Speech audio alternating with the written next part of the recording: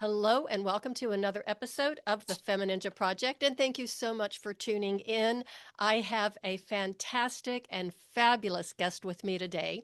Her name is Dr. Aimee Duffy.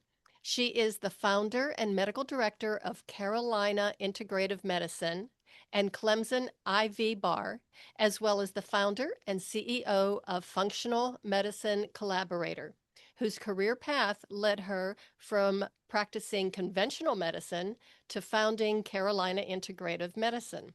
She is a physician, a lifestyle coach, mentor, #1 best-selling author of, and I love this title, write it down, Normal Doesn't Have Side Effects, and Why Can't She See Me? She is also a mom of 4 girls, a tennis player, and business coach who helps successful women transform into girls that want to have fun. Dr. Duffy, thank you so much for being here and welcome to the show. Thank you so much. I'm excited. I'm excited too. I just love your story, and I'm just going to have you take it away and tell us how and why you transformed from doing traditional, Western medicine into this new path of integrative medicine, which, in my own personal opinion, makes so much sense. Yeah, it really does. I mean, it just kind of starts common sense, it just kind of flows with what's going on. So, interestingly, I love girls that want to have fun. My very first concert I ever went to when I was 12 years old was Cyndi Lauper. Oh, And, I geez. listened to that. That was a tape recording at the time, or whatever you call it, the cassette tapes that we had. So I just always think about that. And it's just like, life is too short to not have fun. And Hmm. what I see in conventional medicine, both for patients, but also for the practitioners or the staff and the team members, the nurses and even front desk, that everybody's just stressed out, burnt out. There's too much happening in too short period of time, and it's just no fun for anybody. Um, and I remember just being in that space and like having to sit. I had 4 kids at the time, so I'd put everybody to bed and then I'd pull my laptop out and go sit on the couch and I'd chart, until Hmm. like 11 o'clock at night. And nobody's getting any sleep. We're not having any fun. It was just super stressful. So my story starts way back when I was little, again with Cyndi Lauper, but a different kind of story is that I absolutely loved babies. I mean, I was just obsessed with babies. If somebody brought a baby into a room, I just ran over to this baby. I wanted to hold the baby, chubby cheeks, were so cute. And I had all the Cabbage Patch Kids. So I started when I was like 9 years old with this Cabbage Patch collection, and I collected all these accessories. I had high chairs and strollers and all their clothes, and I'm just obsessed with babies. So I started, my first job was babysitting when I was 11 years old. Hmm. And I was asked, hey, I was playing with this baby at a pancake breakfast in our neighborhood one Saturday morning, and the mom was like, "He loves you. Can you come babysit?" And I was like, "I don't know if I can. I'm not old enough, right?" I thought at 11 years old, am I allowed to do that? So I really was a mother's helper for the first Hmm. probably 2 years or so. I just go play with the baby while she was trying to get stuff done around the house. And then it grew from there. And so she had more kids. Her sister had kids. So by the time I was a senior in high school, I had been with these families for several years, and they invited me to be in the delivery room when their next baby was to be born. And it was Thanksgiving night in Boulder. So you've been there in Colorado. It was starting to actually snow a little bit. And I got called. There's nobody on the road, but I'm like racing to get there. And anyway, when that was baby Josh, when he was born, I was kind of at the head end, not at the business end. And I just, saw him get put on mom's belly. And I just thought, this is the coolest thing. This is what I want to do. And I had known that I wanted to be a doctor, but I wasn't quite sure exactly like what that path was going to look like. And so I went to college, I went to medical school, and really chose a practice. I chose family practice because I liked the idea that I could deliver babies and then follow up and kind of be their pediatrician Hmm. in the family practice setting. So that's what I started out doing. And I picked here in South Carolina, there was a small rural residency program that was very heavy in obstetrics. And so I got to deliver lots of babies and had C-section privileges and all these things. And then when I finished that residency program, I joined that practice as an attending physician there. And then shortly after that, the OBGYN office next door said, why don't you come over here and deliver even more babies? And I was like, that's amazing. And so I picked that and chose that. I had baby number one in medical school. I had baby number two in residency, baby number three shortly after I joined that OBGYN practice, and then baby number four popped out. So I did deliver my own baby, baby number four. Mhm. I was in the hospital in labor, but she just came out so fast that nobody was really prepared for her. So I just reached down and grabbed her and took my gown and wiped her off and said, I need to suction her mouth out and let's cut the cord. And then, kind of handed her off like it was just, you know, sort of a business transaction. Then I got to Of bond with course. her, shortly after we knew she was breathing and fine. So yes, delivered lots of babies and had a good Mhm. experience there.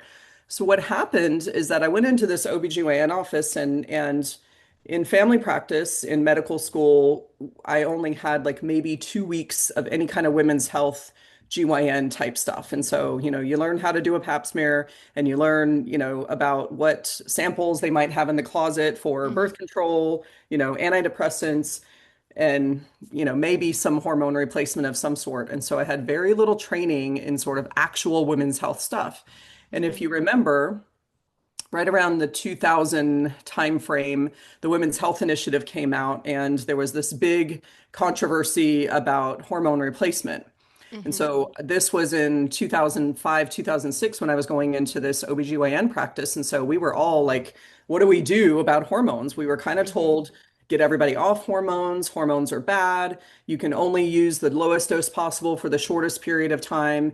And so we had this data from the Women's Health Initiative that we really studied Premarin and Prempro, which really aren't ideal hormones for women anyway. They're made from pregnant mare's urine. So, this is horse hormones that we're prescribing to people. So, of course, they're not going to do what normal, human hormones would do, but nobody really paid attention to that at the time. So, it kind of got this umbrella of all hormones are bad. And Mhm. and so even with that statement of, well, you can use the lowest dose possible for the shortest period of time to kind of get women through menopause and then make sure you take them off. Well, one, we're still putting things that we know are bad into this person's body. And two, what happens 2 years later when we got to take them off? Like, it's not like menopause just magically goes away just because we Mhm. treated it for 2 years. So I really struggled with that because I thought, these women are suffering. They're not sleeping, they're having hot flashes, they're having weight struggles, the emotional, transition. So it was like, if you don't use hormones, then we can just use an antidepressant so that then you don't care that you don't feel normal, right? I mean, it's just a Mhm. mess. And so I really just wasn't happy with that. And I think it's fate, universe, whatever you want to call it, led me to a natural hormone balancing conference in 2008. And that was really the first time I had ever experienced sort of this idea of looking at hormones in a different way, doing what we call saliva testing, where you're collecting saliva samples to evaluate like real hormone levels, not what's in your Mhm. bloodstream. Because what's in your bloodstream is sort of leftover and not Mhm. actually what your all your tissues are being exposed to. And it also really looks at kind of ratios of your hormones. So not only are they the actual levels, but how they're connected to each other. And it's important to time it out of, where somebody might be in their cycle or what age they Mhm. are. So when you go to just regular LabCorp or Quest or something, get blood work done, you have to kind of calculate where is this person in her life and her journey and interpretation of those labs can be really complicated. So a lot of people didn't do them or they were always normal and then it didn't really tell us what actually was going on. Mhm. So that was my first insight. I always say that's kind of like the Alice in Wonderland experience where I went through this tiny little door into this world of functional Mhm. medicine. So then it was like, okay, I wanted to learn more about that. I go to another conference, restorative formulations and restorative medicine. And then it was like, well, we can talk about hormones, but there's also the gut and there's the brain and there's cardiovascular stuff and there's all these things in the world of what we call integrative or functional medicine. So I started dabbling in this stuff, very early on in 2008, where so many people were terrified of hormones and, not Mhm. using any of those. And then, if you've ever experienced, again, during this time where all like sort of big hospital systems are coming into the world, and instead of the hospital and then all the private doctors' offices, the hospital started buying up practices, and that OBGYN office started considering being bought out by the hospital system. And I knew that that just wasn't me. Mhm. So we actually had a practice consultant that came in to kind of evaluate the practice and see sort of what our shape was in order to get bought out. And we were just chit-chatting one day and I was like, I don't know if this is the right thing for me. And he goes, well, you could just open your own practice. And I never like I went to medical school, right? Like I'm delivering babies. Like, what do you mean? Like Yeah. I don't know anything about business. Like I don't know. Um, so probably one of the best things that ever happened is listening to that mentor, if you want to call it. And Mhm. and so I pulled the trigger 2011. I opened Carolina Integrative Medicine with help. Mhm. I didn't know what I was doing, so I hired that consultant company to help me start this business. And so we're actually celebrating 15 years this October. It's been a roller coaster, so I had a learning curve of medicine and then I had a learning curve of business. Mhm. And but here we are and it's just so fabulous. So I say I started this journey bringing life into the world, right? And now I Mhm. don't do OB anymore just because it doesn't happen on Tuesdays at 2:30 in the perfect world. With Yeah. four babies at home, being on call, in the middle of the night and up all night and rescheduling everybody was just, more overwhelming than what my adrenals wanted to put up with. Mhm. So I gave that part up, but I am so grateful for that journey and that chapter of my life. But now I get to restore life to back to those. I Mhm. mean, I have so many testimonials, and my patients say all the time, I mean, you gave me my life back Mhm. um, because we addressed, really not just putting a Band-Aid on and saying, oh, you're not sleeping. Here's a sleeping pill. Right. You're feeling ADD. Um, you know, Mhm. you need some Adderall, or you're depressed, you need this, or you've got weight gain, so we're going to give you appetite suppressant. I mean, it's so just building block cookie cutter type stuff instead of really Mhm. saying what's the underlying issue. Yeah, what's the root cause of all Yeah, of this? exactly. I just have to ask, so when you got to that point and you were going out on your own, I mean, it is pretty scary to do that, especially if you don't have a business background. Um, but what kind of feedback did you get, or did you get any kind of pushback from some of your peers going, what are you talking about? You cannot leave, the traditional medical Yeah. world because you worked so hard to get here. I didn't get that. I don't think anybody really said anything negative to me. I mean, Hmm. I was right next door to the place where I grew up, if you want to think about it in terms of in medicine. I did my residency program there. And so, I mean, Hmm. they were quite supportive of me doing my own thing. I don't think they quite understood what I was doing. Well, you didn't I either at the know time, so that's okay. I tried to continue delivering babies and they were very supportive of me trying, sharing call with them. Hmm. And that's really what happened. In the year and a half that I opened, I delivered probably 7 or 8 babies, so not very many Hmm. to afford the malpractice insurance. And probably more than half of them weren't mine, in terms of Hmm. my patients. I was delivering other people's patients on the weekends when they were on call or when I was on call for them. Hmm. Um, so that area was pretty supportive. I think I remember being in the hospital one day and one of the other practitioners in a different clinic was, how's your voodoo medicine going? Like, kind of in a joking way, but Right. still sort of whatever you're doing over there, and if they want to talk about it, I'm happy to share, but Hmm. I really don't get a ton of referrals from anybody in traditional medicine very much. I mean, I'll Hmm. get a lot of referrals from chiropractors and acupuncturists and massage therapists, nutrition, all kinds of stuff. Physical therapists will send people to Hmm. me. But they can go do their own thing and stay Hmm. up till 11 o'clock charting and be a slave to the hospital system, and I don't have to be, right? I want to have fun. And so one of the things I tell patients all the time is I did this for you. I wanted a Hmm. better environment for you. I wanted to be able to be free from the restraints of that conventional traditional medicine approach of, what your insurance only pays for. These are the only labs we can do. This is the only medication we can use. We have 7 to 10 minutes to talk about, your one or two issues today, and then you'll have to make another appointment 3 months from now to come back and talk about whatever. Our appointment, my brand new patients come in, we spend, either 90 minutes or 2 hour office visit with them Hmm. as an initial consultation. So, I'm known for talking a lot. I'm known for really wanting to help patients understand why their body's doing what they're doing, what these tests are doing, and helping them, really understand it, because then they're going to be much more compliant is sort of Hmm. a strong word. I don't mean it that way, but Hmm. they're gonna follow my recommendations much better Hmm. because they understand why we're doing what we're doing, and it's not just, because I told you so kind of attitude, right? So, not having those time constraints, so being able to do things differently. Our team is so, I mean, we just get compliment after compliment about people coming to our office and the team approach, because Hmm.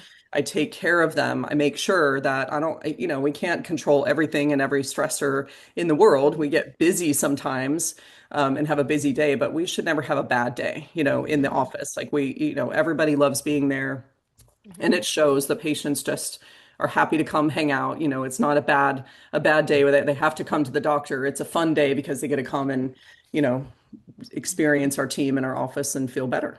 That's what we Well, want. you're actually giving them their power back Yeah, by educating exactly. them how their body works and what you're doing to get it back into balance, blah, blah, blah, all of that. Whereas typically, oftentimes you just go and you're handed a prescription and it's like, well, take this. And, if you get side effects, let me know. We'll give you something for the side Right. effects. I mean, we've all been there before, down that rabbit Yes. hole. And I'll bet, I mean, I'm sure your patients absolutely love you. But what I really want to know is when you get somebody who's brand new, a brand new patient, who's never taken this route before, are they Mhm. skeptical, or do they actually halfway through the appointment start to hear angels singing? Usually it's the second one. I mean, there's probably Hmm. some skeptical in the beginning. We do a lot of what we call pre-education. So the patients are Hmm. getting a lot of videos and information about us before they even get to me. So they already kind of know what we're up to and what we're doing. But Hmm. definitely I would say, even in that first visit, I feel like I haven't done anything. I mean, like they haven't taken anything, we haven't done anything yet. But I always joke around. I love to make patients cry, and not really, but like, if they're pulling out the Yeah. tissues, then we know like this is hitting them, right? They're Hmm. finding some hope. They're able to kind of let go and feel that we're going to take care of them. So, I feel like that's really important. And Hmm. I think by the end of that conversation, even if they came in a little bit, I don't know what this is, what's this all Hmm. about, that kind of stuff. By the time they leave, they're like, oh my gosh, I mean, you're finally listening, you're finally speaking my language, you're finally telling me there is something that is, quote, wrong, Hmm. because you have a deficiency or you have adrenal dysfunction or your Hmm. hormones are out of balance. Nothing's broken. It's Hmm. just we've got these things, the wheels in the clock are just not quite ticking the way that they need to. And if we can just do some adjustments, then we're going to make some significant changes for you. Hmm. And the one word you said that, okay, I see it in front of me in flashing red neon, lights, letters, is hope. Hmm.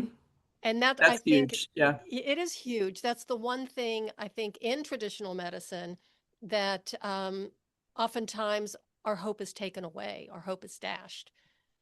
And where do Yeah. you go from there when someone says, well, you're just going to have to live with this? This is your last resort, right? Or Yeah. like you said, they get medication after medication with side effect, and then it's, well, I mean, it's so sad when patients are kind of put between a rock and a hard place of, Right.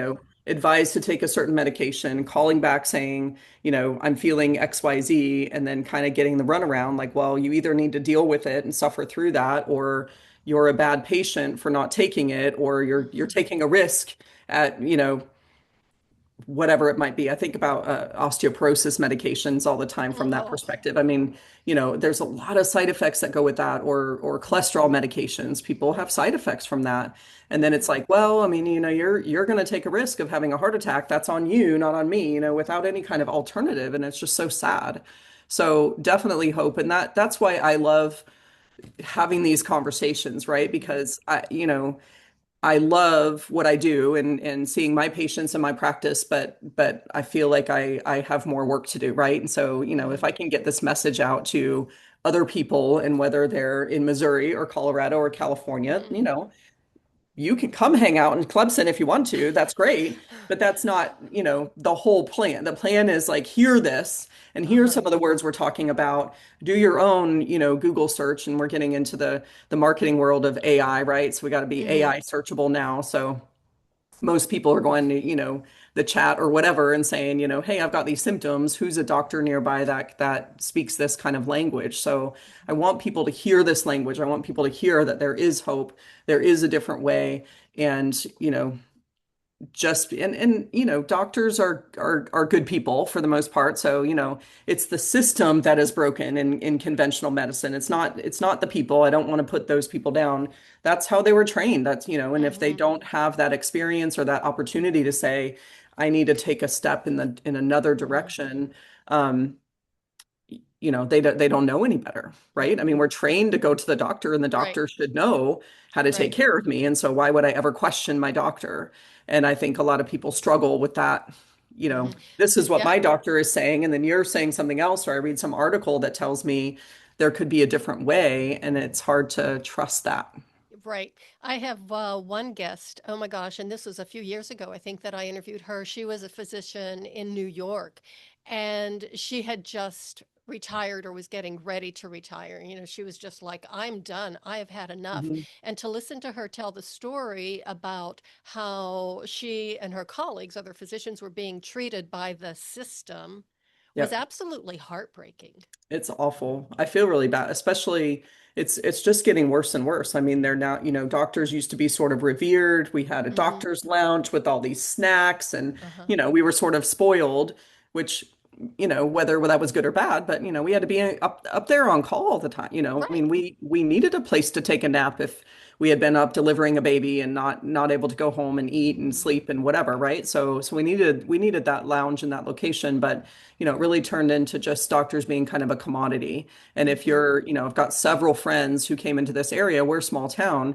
as general surgeons or hospitalists or whatever, had a 2-year contract and they just didn't renew their contract. They're here, they have kids, their kids are starting school, they're bought a Right. house, and then all of a sudden it's like 2 years later, we can find another surgeon fresh out of residency that's cheaper than you, Wow. and we And the don't need other to keep thing, you.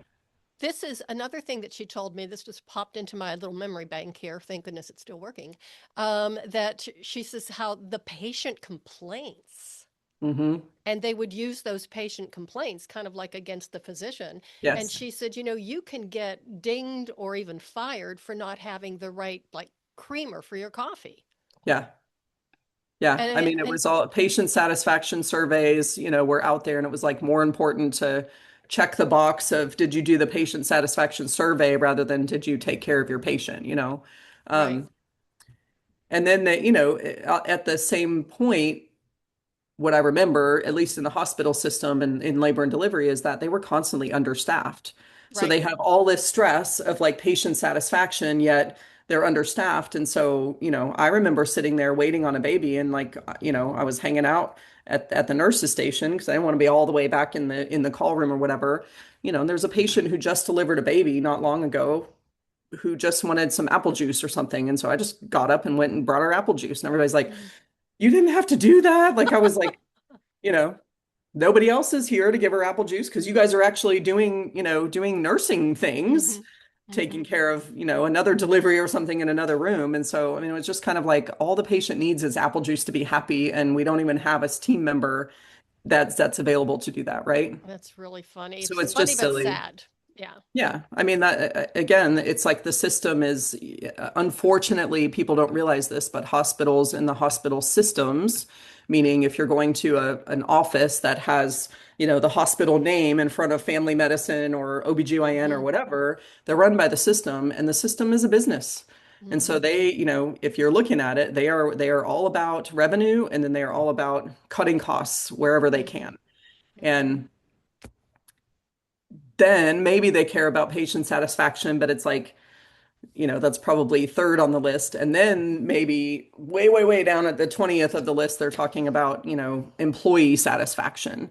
But nobody wants to be in a job like that where you're not treated No. as, a supportive part of the team and business. So that's where the system just gets us lost. Well, I am a former respiratory therapist. That was my first career. And so that was way back in 1978. Oh, yeah, I graduated college in Yeah. 1978. And the way, being in the hospital system and watching what happened over the years was absolutely stunning and not in a Yeah. good way. Yeah. It was almost like a chipping away at the system.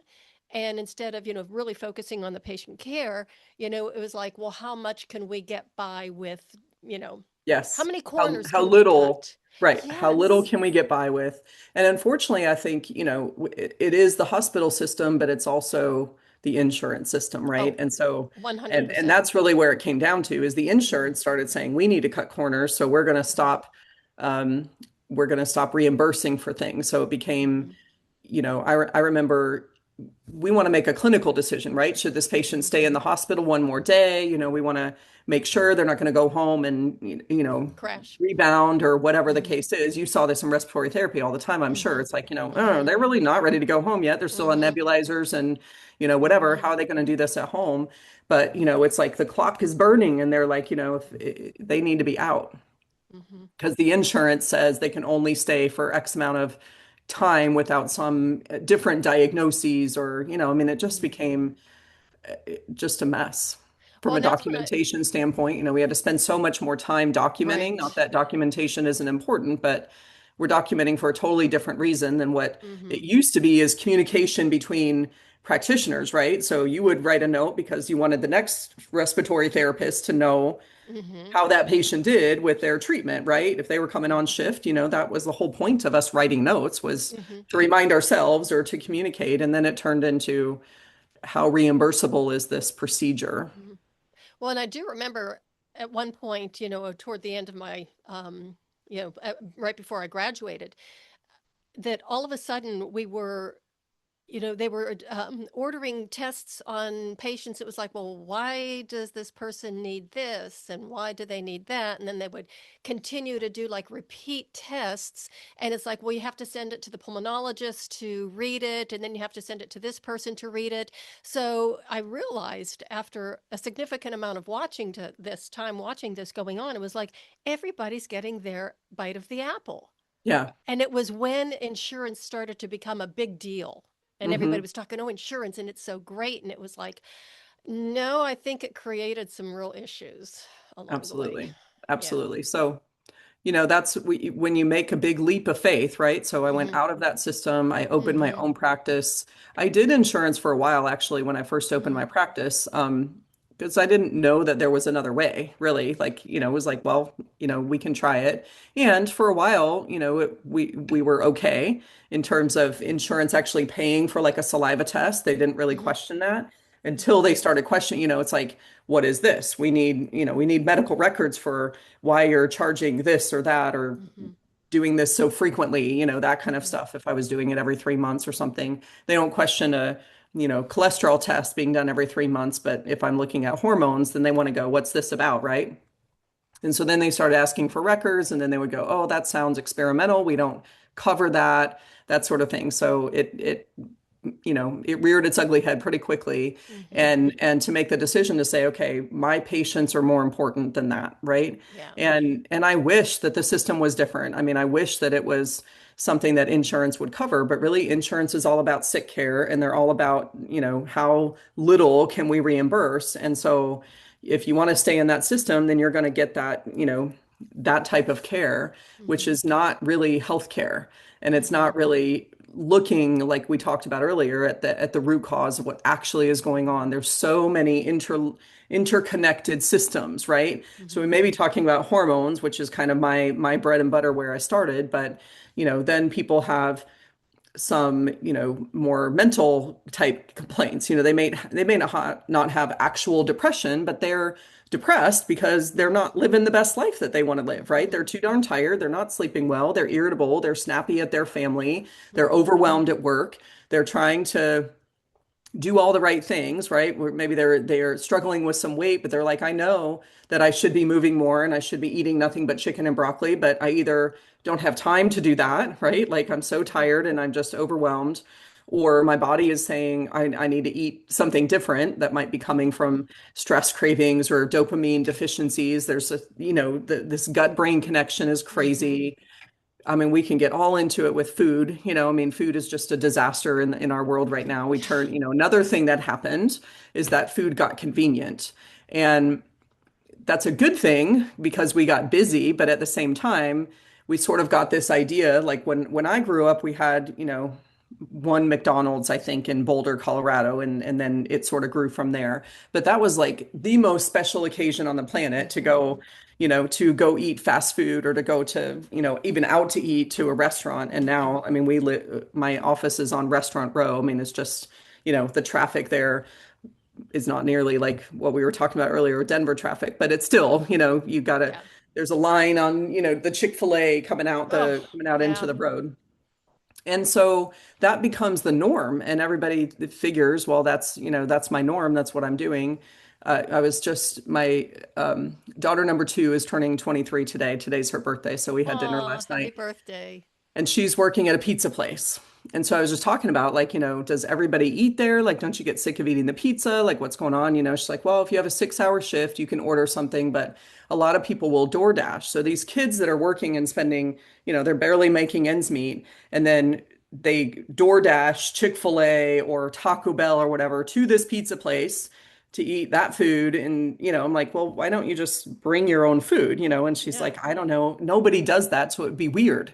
Like they really don't have, there's no refrigerator to put a lunch in. And Oh, I'm wow. like, well, I mean, I don't have a refrigerator in my office. I mean, I do upstairs, but I just I bring my leftovers and put them in a cold pack in my little bag, Mhm. right? Like, well, could you do that? She's like, oh, no, mom, that would be dorky. I mean, like, just nobody does that. That's not the cool thing to do is like to actually eat healthy.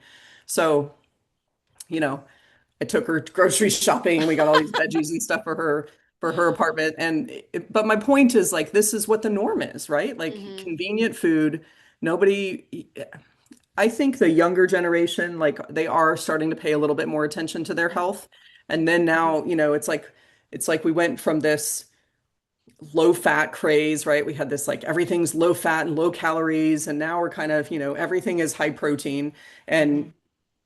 that's good. I mean, we probably need to eat more protein, but if we would just eat real food, like Mhm. you would get what you need, but Yep. everybody's eating all this fake food, so then they have to have fake protein snacks and drinks and whatever to support that. I mean, it's just we could go on and on and on, I but know. I It's mean, just that's insane. how that stresses our system out is Mhm. just nobody quite recognizes. That's where I was getting to is the gut brain connection. Right. If they don't have a symptom right away, I ate this food and I feel nauseous, or I ate this food and I had to run to the bathroom or whatever, they don't quite get the connection there with how this food is causing such a stress on their system that is then leading to not sleeping and the overwhelmed brain and the ADD feelings and the irritability and fatigue and brain fog that we see, then that turns into hormonal deficiencies early on if we're perimenopausal, right? Which means that we're Mhm. before age 50. And so we're like, is this menopause? I don't know. I feel hormonal, but I'm not quite there Mhm. yet. And again, the traditional system's like, oh, well, your hormones must be off. Let's just put you on birth control pills,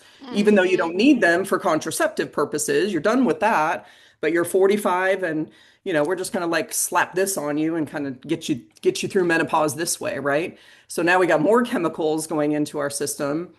It's just backwards. It's It's really really backwards. it's crazy. There was a woman I've known for a long time in ballet class, and she insisted.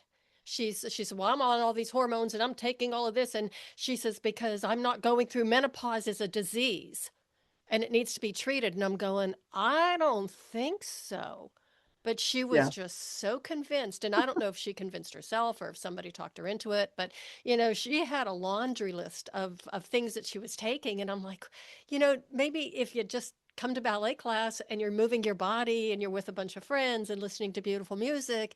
Isn't that like kind of like a hormone, natural hormone injection? Some degree, Or, yes. yeah. That's very interesting. I mean, to some degree, we're out there preaching and teaching. I do a lot Hmm. of teaching at conferences and online webinars and stuff for practitioners about hormone replacement because again, everybody's kind of scared of it. And Hmm. and just recently we had the black box warning removed on estrogen replacement for women. And so, that kind of opened up some safety there Hmm.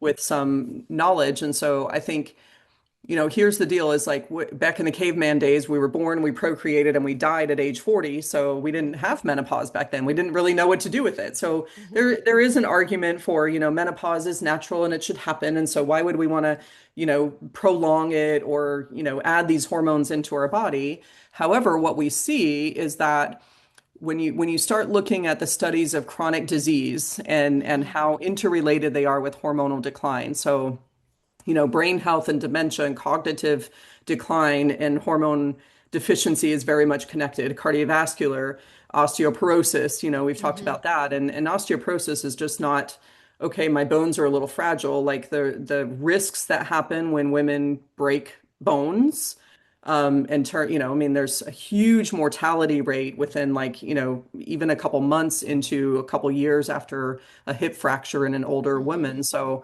we're not talking about just a little minor surgery and get to rehab and get back, Right. right? Like there's a lot of dysfunction there. So I think we owe it to women to help them to understand that menopause is not a disease, it happens, right? Like Hmm. everybody is going to go through it if you're a female. Like Hmm. not everybody is going to get diabetes or cardiovascular disease or whatever. Like that's a disease that's Hmm. preventable. Menopause is not preventable. We can't make it not happen, right? But we can do the right testing to see where you are at the interval that you're in and support those hormones that are safe, that are going to give you results that you're looking for, not just from band-aiding a symptom like a hot flash or whatever irregular cycles or something like that, Hmm. but actually looking at prevention. So many women are out there with fears. My parent, whatever parent, my grandmother had a heart attack, my parent had a stroke, oh, so Hmm. and so had breast cancer, all these things that they're, or dementia is huge, right? And we're so Hmm. scared of the dementia from a previous family member, having to watch them go through that and just deciding, is this gonna, it's like standing in a lightning storm, waiting to see if lightning's gonna strike you or not Hmm. instead of saying, "Hey, we've actually got some things where we can protect you from that, and we can Hmm. put you in a place where the lightning may not strike you." Now, Hmm. genetics are a big part of that, but you can turn your genes on and off, right? So the Hmm. amount of toxin, this is where go back to the gut stuff and the food is that toxins are a stressor on your body and chemicals that your body has to deal with. So if we've got all these toxins in our body, that can turn your genes on and off. And so you may Hmm. have a genetic predisposition to breast cancer, but if we put those genes in an environment that's clean, it's never Hmm. going to turn on. Hmm. And people don't quite realize that. I mean, I moved to the South from Boulder, Colorado, so I lived in granola world, and then I came here, and Boy, that was it a was very change. different. Yes, via Texas. I went to medical school and college in Hmm. Texas, and then came over here. But still, Texas was the South too. And Yeah. so, it's like, well, my mom had diabetes. My mom, everybody in my family's got the sugar, and so I'm just sure I'm gonna get it too. Like that was kind of the attitude that people had, and so they just didn't think that they had any control Hmm.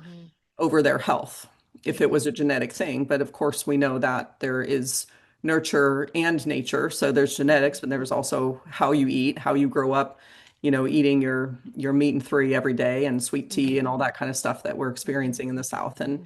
and I do believe that this area is growing out of that Hmm. to some degree. I mean, we now like actually have organic things in our grocery store and healthy food. Hmm. So it's getting much better. I think unfortunately, like there's this disconnect that's growing bigger and bigger with this dysfunctional healthcare system, insurance, all that kind of stuff. But then, whether it's social media, whether it's more podcasts, whatever it is that this whole integrative, alternative, functional medicine, awareness out there of, what health can look like Hmm. is actually a really, really big. Hmm. We're talking about Absolutely. these things all the time and we're teaching about it now.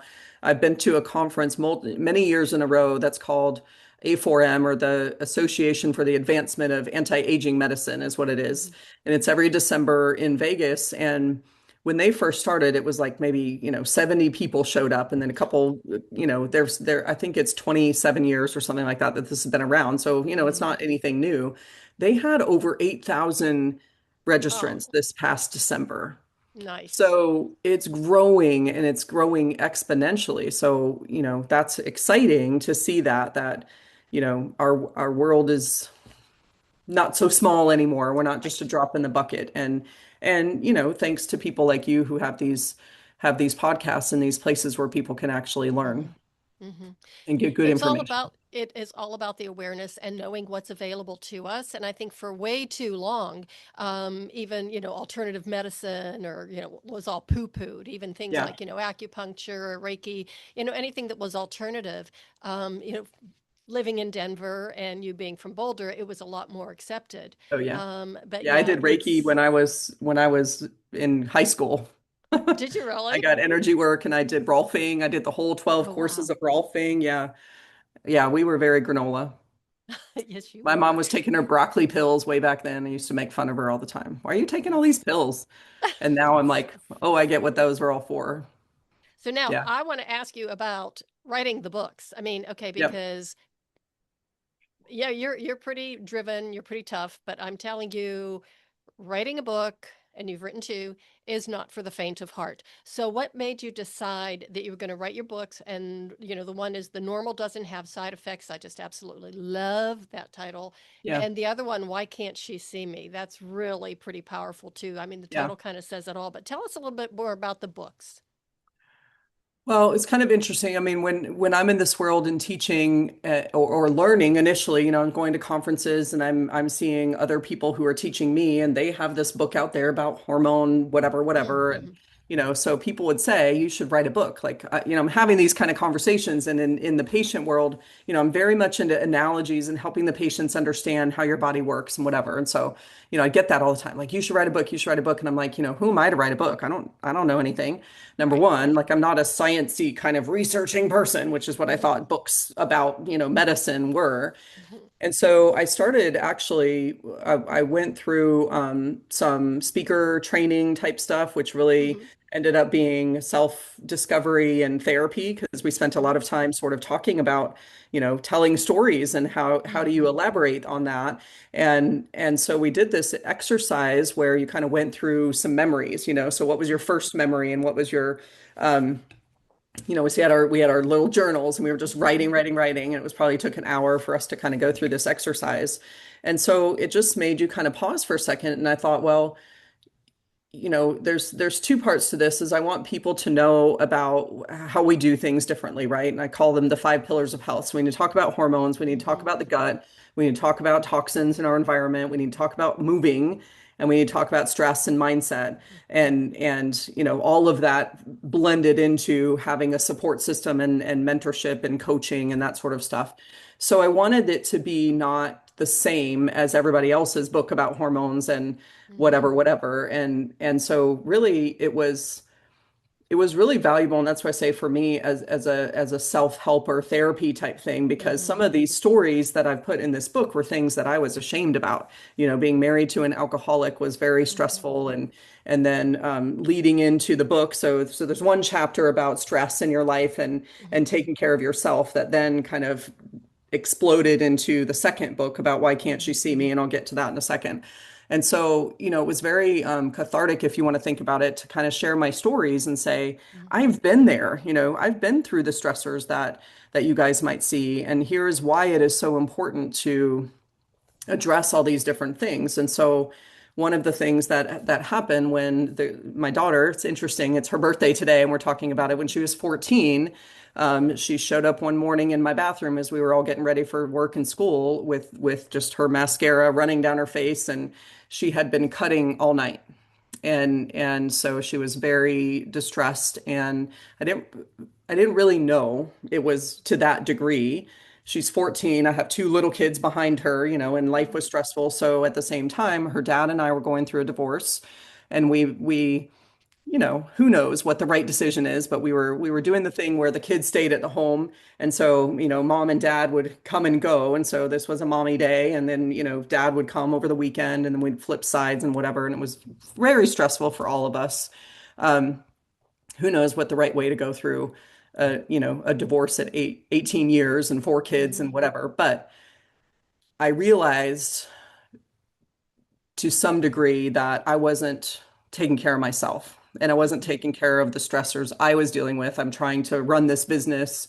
I have little kids at home, and this 14-year-old kind of got caught up in the middle, and I wasn't even aware of what was going on with her. So she ended up going into the hospital of prison, if you want to call it. So her story is book number two that we actually wrote together. So she shares her side of the story. So this book is written actually chapter by chapter with my version and then her version. So we wrote an outline together, Wow. and then we each wrote our own version of what our experience was at the time. And so, part of it again was kind of therapy for both of us to kind of talk Mhm. through that time frame and how stressful it was for both of us. And really, I get chills like talking about it. It's scary. But I just, I think if one person read that book and it made a difference Right. in their life, and whether it's for a parent who's going through the same thing, or whether it's, these young girls these days are, it's so scary. Social media is Mhm. out there, that middle school, kind of age, girls are just mean to each other. Oh, yeah. I don't know, it's just awful. And and so they all feel alone and they all don't know who to talk to. And, if they could just read a book about, and it's funny when we put this book out there and people are like, oh my gosh, I had that experience too, or my daughter went through the same thing. I'm so glad you're talking about it, because so many people are just embarrassed, they don't Mhm. want to talk about the things that are going on in their home because social media is out there making it look like everybody's perfect and Mhm. everybody's just the best life ever. And so, trying to get to talk about actual real things. Mhm. So this is not, it's not a medical book about what to do if your kid is suicidal, right? It's just an awareness book and a story about what we went through, and hope that, if you're having the same symptoms or the same feelings, then can you reach out to somebody, and you don't have to go through this alone, kind of thing.